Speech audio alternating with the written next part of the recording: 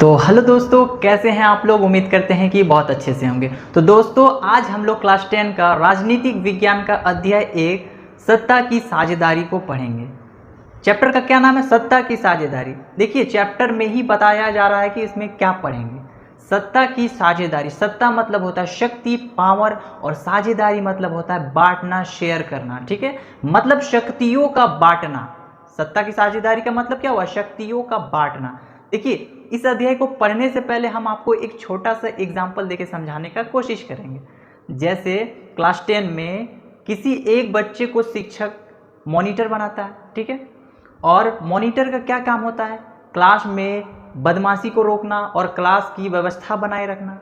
तो शिक्षक के द्वारा उस बच्चे को कुछ पावर, कुछ शक्ति दिया जा रहा है कि तुम ऐसे करने पर नाम लिखो, बाकी मैं देख लूँगा। उसके बाद क्या होता है सबको बताया, ठीक है।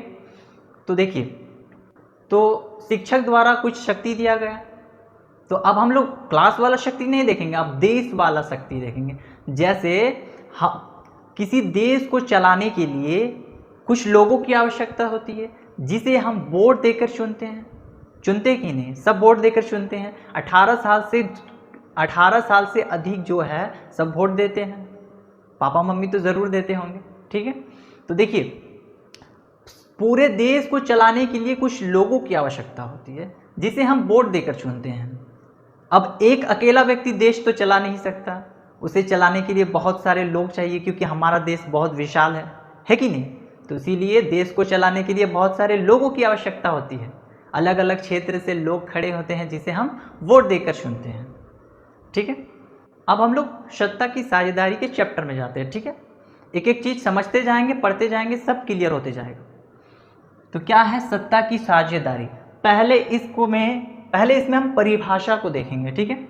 जब शासन की शक्तियों को विभिन्न संस्थाओं, सरकारों के स्तरों और सामाजिक समूहों के बीच बांटा जाता है, तो उसे सत्ता की साझेदारी कहते हैं। बिल्कुल समझिए, जब शासन की शक्तियों को विभिन्न संस्थाओं में बांटा जा रहा है, सरकार के स्तरों में बांटा जा रहा है, मतलब केंद्र सरकार, राज्य सरकार और स्थानीय सरकारों में बांटा जा रहा है, और सामाजिक समूहों के बीच, मतलब अलग अलग समूहों में बांटा जाता है, तो उसे सत्ता की साझेदारी कहते हैं। उसे ही ना सत्ता की साझेदारी कर रहे हैं। देखो, संस्थाओं में पावर बांटा जा रहा है, सरकार के स्तरों में बांटा जा रहा है, अलग अलग समुदायों में बांटा जा रहा है, यही होता है सत्ता की साझेदारी। यह लोकतंत्र का बहुत महत्वपूर्ण सिद्धांत होता है। लोकतंत्र का एक महत्वपूर्ण सिद्धांत है कि नहीं, सत्ता की साझेदारी। अब एक अकेला व्यक्ति देश चला नहीं सकता है, वो अपना मनमर्जी से चलाएगा तो फिर किसी को अच्छा लगेगा, किसी को बुरा लगेगा, तो लोगों के बीच टकराव पैदा होगा, जिससे लड़ाई या गृह युद्ध होता है, ठीक है। सत्ता की साझेदारी क्यों आवश्यक है? क्या अगर नहीं सत्ता की साझेदारी होगा तो क्या होगा? तो देखिए, लोकतंत्र को मजबूत बनाती है। क्या मजबूत बनाती है? मतलब सबको एक समान रहने का अवसर प्रदान करती है, सभी समुदायों को समान अवसर देती है, सबको समान अवसर देती है। जितना तुम्हारा हक है सरकार पर, उतना दूसरे का भी तो होगा।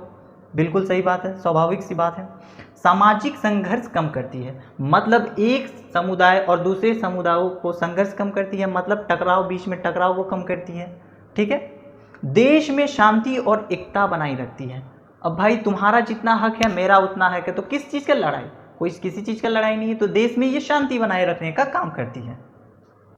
अब हम लोगों के बुक में दिया है 2 देशों को पढ़ना है, एक में है सत्ता की साझेदारी, एक में नहीं है। तो क्या असर पड़ रहा है उन दोनों देशों में? तो देखिए, एक बेल्जियम और श्रीलंका, 2 देश है, दोनों के बीच में जहां सत्ता की साझेदारी है वहां क्या असर हो रहा है, और जहां सत्ता की साझेदारी नहीं है वहां क्या असर पड़ रहा है, ठीक है।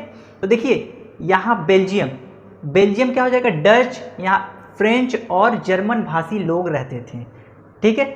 डच जो है 59% थे, और फ्रेंच जो है 40% थे, और जर्मन जो है 1% थे, ठीक है।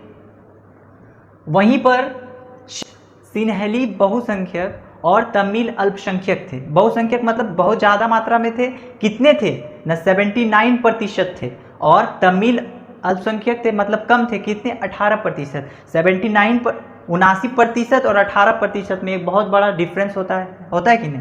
तो देखिए, यहाँ पर डच भाषा कितना है? 59%, और फ्रेंच भाषा कितना है 40% और ये 1% है। ठीक है, तो यहाँ पर भी अलग अलग लोग भाषा बोलते हैं और अलग अलग लोगों की संख्या है, कोई बहुत ज़्यादा है, कोई कम है, कोई बिल्कुल कम है। ठीक है, तो देखिए दूसरा पॉइंट क्या है, सभी समुदायों को सत्ता में भागीदारी दी गई है। सत्ता की साझेदारी देश है बेल्जियम, इसीलिए सभी लोगों को भागीदारी दी गई है। मतलब डच को भी इलेक्शन में खड़ा होने का मौका देता है लोग। ठीक है, और फ्रेंच को भी दिया जाता है, और जर्मन जो कि 1% है इसे भी मौका देता है कि तुम भी खड़े हो, तुम भी अपने समुदाय को आगे बढ़ाओ। ठीक है, तो ये सभी समुदायों को सत्ता में भागीदारी देती है। ठीक है, और यहाँ पर क्या होता है, ये जो है सत्ता की साझेदारी वाला देश नहीं है, यहाँ पर बहुसंख्यक में जो है उसी का ना सरकार बनेगा, उसी का ना राज व्यवस्था चलेगा। तो सरकार ने सिन्हेली लोगों को अधिक महत्व दिया, मतलब जो सिन्हेली लोग थे उनको बहुत ज़्यादा मात्रा में उन लोगों को महत्व दिया कि कुछ भी योजना आ रहा है तो सिन्हेली लोगों को दिया जा रहा है, नौकरी आ रहा है सिन्हेली लोगों को दिया जा रहा है, तमिल लोगों को इन चीज़ों से वंचित रख रहा है, मतलब अलग रख रहा है, उन लोगों को सुविधाएं नहीं दी जा रही है। ठीक है, तो इसमें परिणाम क्या होगा, परिणाम देश में शांति और स्थिरता बनी रहती है। सभी लोगों को मौका दिया जा रहा है, साझेदारी वाले देश में मौका दिया जा रहा है कि नहीं, हम 1% है लेकिन इसको भी मौका दिया जा रहा है, नहीं भाई तुम भी आगे बढ़ो, अपने समुदाय को अपने भाषा को आगे बढ़ाओ। ठीक है, तो क्या उस देश में लड़ाई होगा, कभी नहीं होगा। तो देश में शांति और स्थिरता बनी रहती है सत्ता की साझेदारी वाले देश में। अब समझा क्यों आवश्यक है सत्ता की साझेदारी।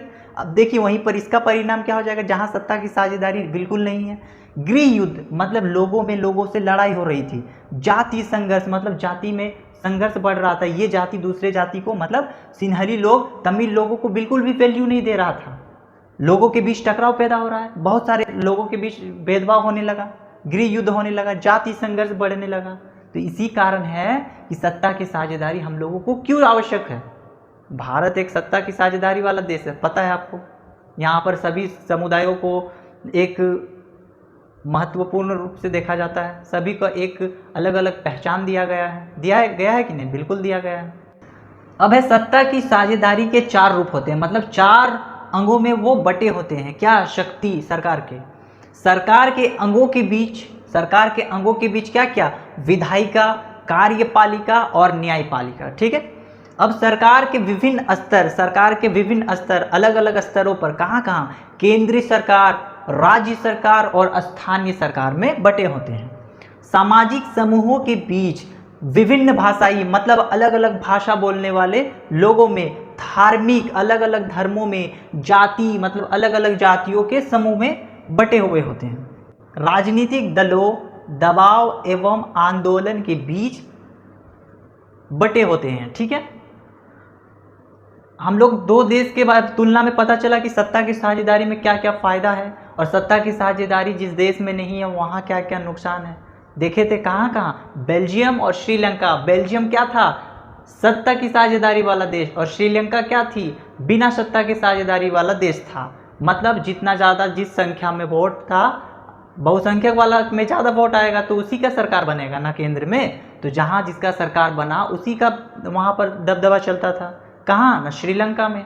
और ऐसा लोकतांत्रिक देश में नहीं होता है, यहाँ सत्ता के साझेदारी जहाँ जिस देश में होता है वहाँ सभी समूहों और अलग अलग धार्मिक लोगों को सबको एक अवसर प्रदान करता है कि सब अपने अपने जगह ठीक है, सबको अवसर देना है विकास में। ठीक है, अब हम लोग पढ़ेंगे सत्ता की साझेदारी के क्या क्या लाभ हुए। पता चला ना, इतना पढ़े तो कुछ तो समझ में आया कि क्या क्या लाभ हुए। तो देखिए लोकतंत्र मजबूत होता है। लोकतंत्र क्या होता है, मजबूत होता है।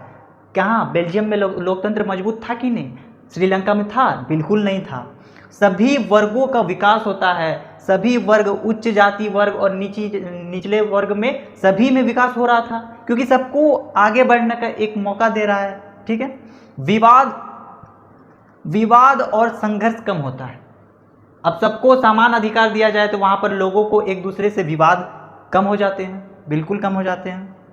राष्ट्रीय एकता बढ़ती है। अब सभी लोगों को समान अवसर, समान सुविधाएं दी जाए तो क्या एकता बढ़ता है कि नहीं, राष्ट्र के प्रति एकता बढ़ता है, बोलता नहीं ये अच्छा है, ये हम लोगों का अधिकार है, सभी को समान दिया गया है, देश के प्रति लोगों की भावना अच्छी हो जाती है।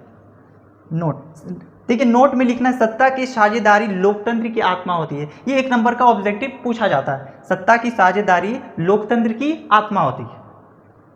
अगर वीडियो अच्छा लगा होगा तो लाइक, कमेंट एंड शेयर जरूर कीजिएगा। अगर इसका नोट्स चाहिए तो कमेंट में नोट्स लिखिए। Thank you.